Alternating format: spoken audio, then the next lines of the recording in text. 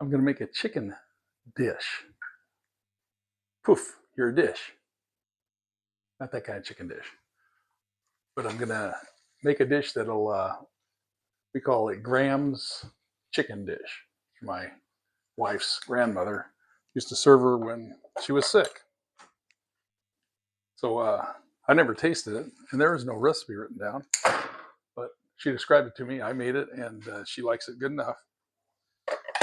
So we make it all the time. She's going to have a little medical procedure tomorrow, day visit, and she likes to have that when she comes home. So I'm making it tonight, and then I'll reheat it tomorrow. But anyway, what I use is these chicken thighs, or leg thighs. They're called chicken quarters, hindquarters. They're the least expensive chicken product you can buy in a grocery store usually. Usually I find it for about 99 cents a pound, $1 a pound. Sometimes it'll get up to $1.49. Sometimes it'll get down to 79 cents. But I'm not going for the price. I'm going for the fact that that's got more flavor in it than the breasts. More flavor, and it's moist. It's got more moisture in it. It's got more intramuscular fat. So what I'm going to do is put them in an oven at about 350 and cook them for almost an hour to get them up to where they're fully cooked but not overcooked. So the only spices I put on this, a little Lowry's seasoned salt,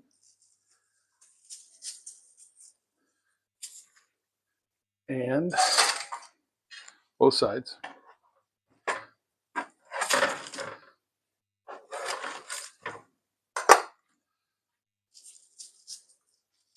You can smell the seasoned salt. Lowry's the best all-around seasoning that you can get. And the other thing I put on it is garlic, granulated garlic.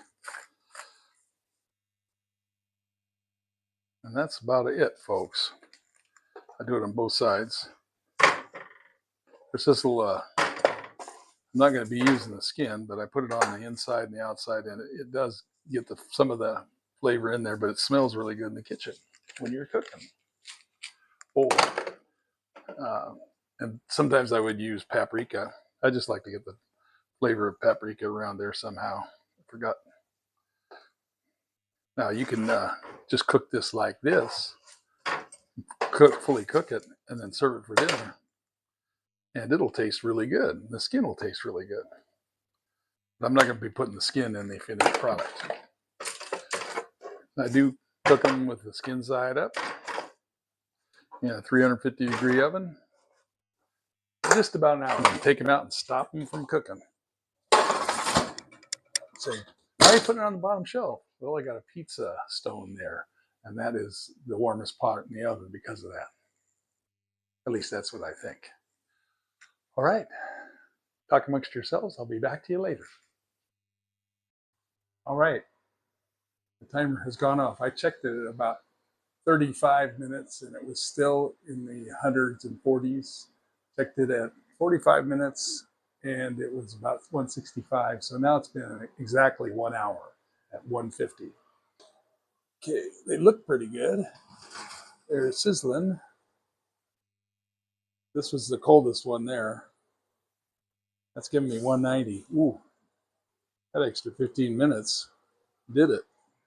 So what I got to do is get them out of there. I wanted to get them to at least 170, but if I can get them out of there right now and cool them off, they'll end up exactly where I want them. And to cool them off, I'll just get a cooling rack.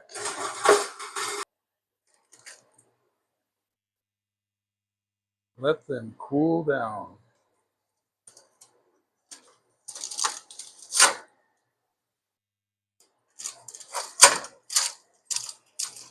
And turn off the oven. So they did get a little bit hotter than what. The one thing you can do is I pulled off the skin, and that'll stop them from cooking. So if you pull them at 170, they'll usually heat up to the next level. But I don't want them to cook anymore, so the way you stop them from cooking is you break the circle of heat. And so I'm just cutting off the legs from the thighs. I took the skin off. And of course, you can't do this. They're too hot to do with your hands. So I used two tongs. And when I took off the skins, there's this part on these quarters that's got some of the backbone in it. And they just popped right off. So that's something that you have to take off later. So now I can just let them stay on this in a cool area of the kitchen. They will cool down, but they're at the perfect moisture right now, internal moisture, and caught them just in time. Another about 5 minutes, these things would have been over 200, at 200 or higher. All right, we're going to be making it. We're going to be making the sauce now. This is a made from scratch sauce using some soups. Nothing wrong with soups. Campbell's Soups invented it, I think, years ago. That's made it a lot easier. If you wanted to make this is a cream of chicken. If you want to make that, boil some chicken bones down. You want to make it from scratch, and make a bechamel kind of sauce, and then you'd have that. I need that, and I also need to do the same thing with mushroom, cream of mushroom. So it's one of each. I got these at Aldi, and it's a pretty well-known fact that all these soups are made by some manufacturer that makes soups. And if you ask me, I can't tell the difference. But I know nothing. So anyway, we're going to dump this cream of chicken soup in here. Your cream of mushroom. Probably could have got a smaller spatula here.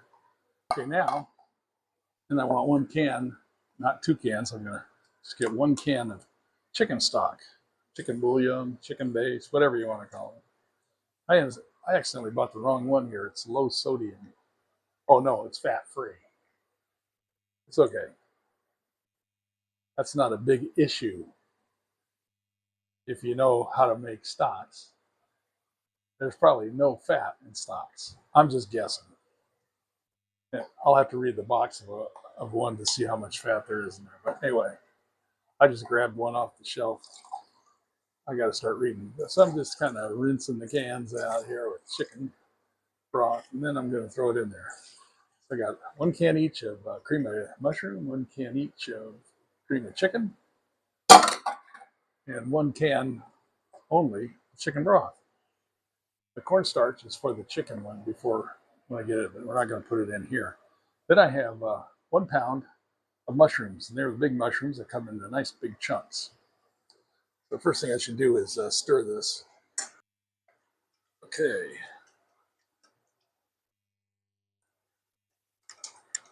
I got that stirred up. Put everybody in the holder, and then I'm going to throw these in there. Then you just bring it to a boil and turn it down and simmer it. It will cook those mushrooms, yes. But when it's boiling, I will add a couple of tablespoons of just plain coffee creamer. You don't want to use peppermint with pumpkin spice creamer. You want to use plain creamer. No sugar, no nothing, just creamer. And instead of using cream, this stuff is non-dairy, and it holds up better in sauces. But I'm not telling you what to do. In fact, I advise you to get your own information someplace else. I'm just showing you how I make this dish. But I'm not going to dump that in until it's hot, because it'll clump. You need it to get into really hot soup. And once that comes to a boil, I turn it down and simmer for about 10 minutes. In the meantime, I'll be cutting up the chicken. Be back in a second.